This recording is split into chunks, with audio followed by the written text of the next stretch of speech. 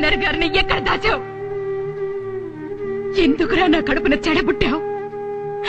ఎటువంటి తండ్రి కడుపున పుట్టావురా నువ్వు? ఛీ!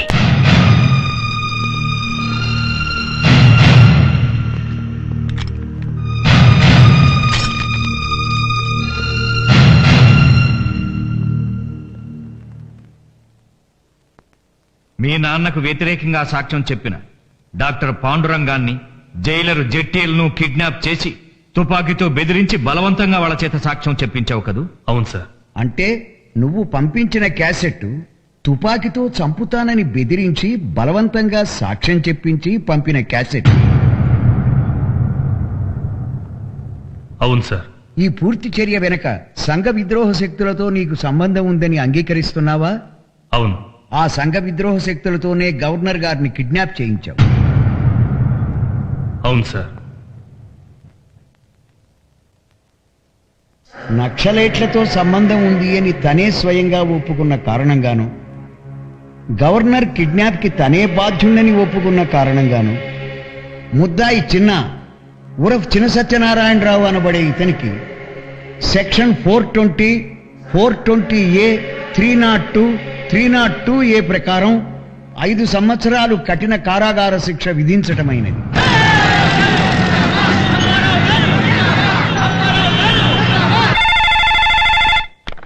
హలో డీజీపీని పిలువు. సార్, మీకు ఫోన్ సార్.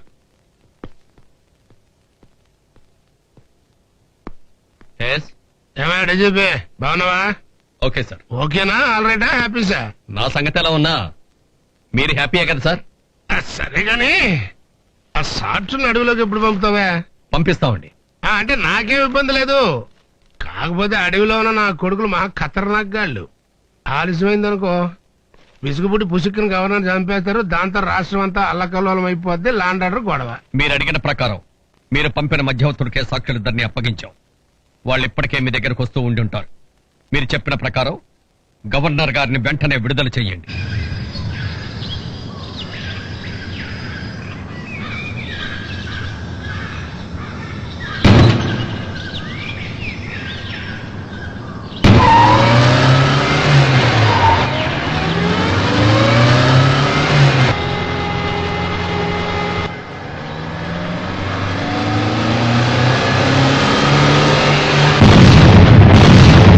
ఎరా son of India,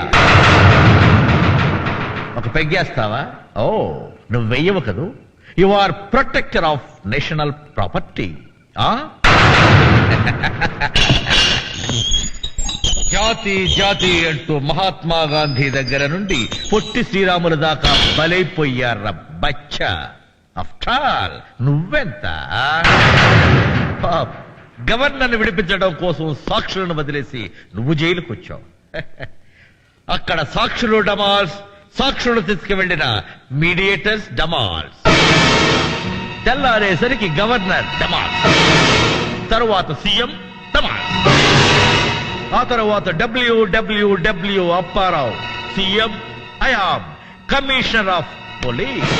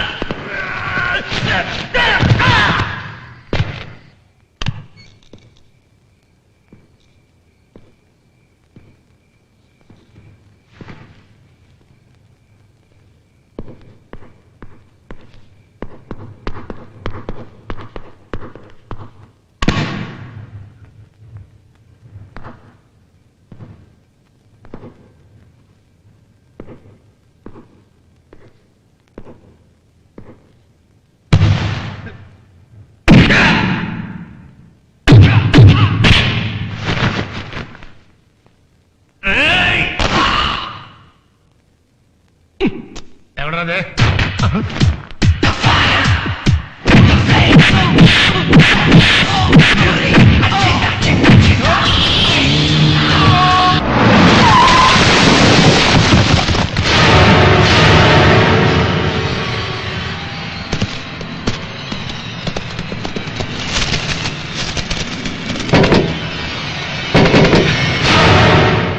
daddy daddy తర్వాత గవర్నర్ గారిని చంపుతున్నారే.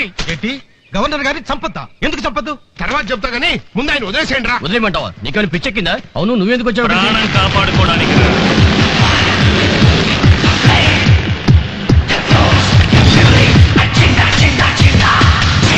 నువ్వు ఏసేంట్రా వీడిని? ఆగండి రా, అనేస్తే నేనైపోతాను రా. నువ్వైపోవడం ఏంటి?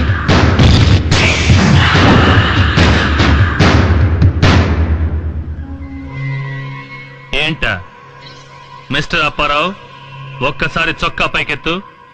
చూస్తావేరా? ఎత్తు. గవర్నర్ గారిని చంపుతారా? చంపండి. కానీ ఒక్క విషయం, మీరు గవర్నర్ గారిని చంపిన వెంటనే నేను రిమోట్ నొక్కుతాను, మీ బాబు చస్తాడు. రేయ్, అందరూ గన్స్ కింద పడేసాడు రా, కింద పడేసాడి. ముందు గవర్నర్ గారిని విడిచిపెట్టండి రా. బాబా నీ దండం పెడతాను, ఇచ్చేది రా. వెళ్ళు.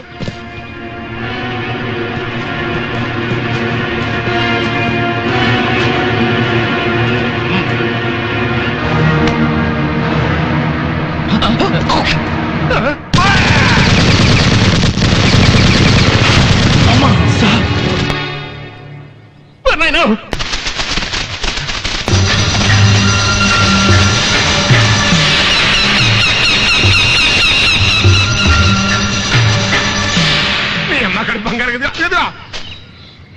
ఇచ్చేయమ్మా, ఇచ్చేయి. కోతి కొబ్బరికాయ తిన్నాం కానీ కోతికి రిమోట్ దొరికిందండి రాయ్.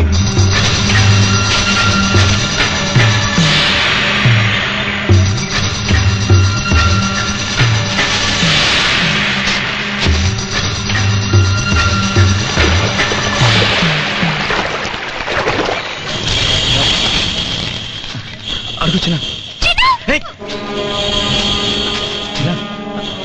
మీరెందుకు వచ్చారా? ఓకే, గవర్నర్ గారిని జాగ్రత్తగా తీసుకెళ్ళండి.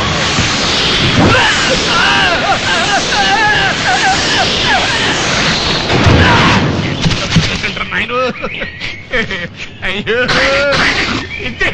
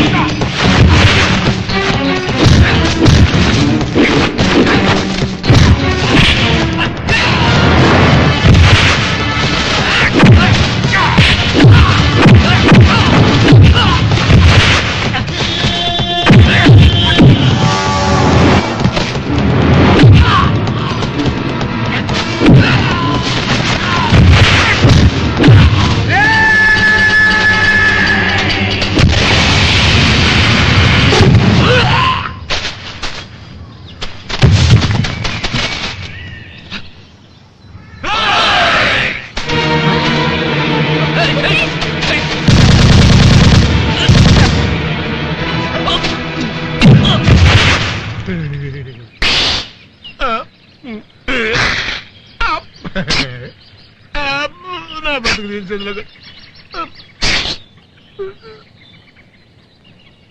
నారాయణ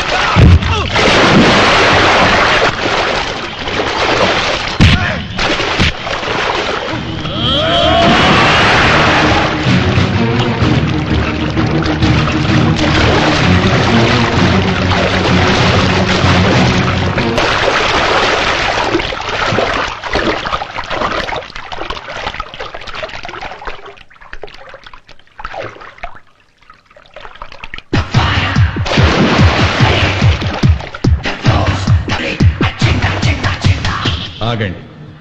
ఇతను హంతకుడా, జాతి సంపదకు రక్షకుడా?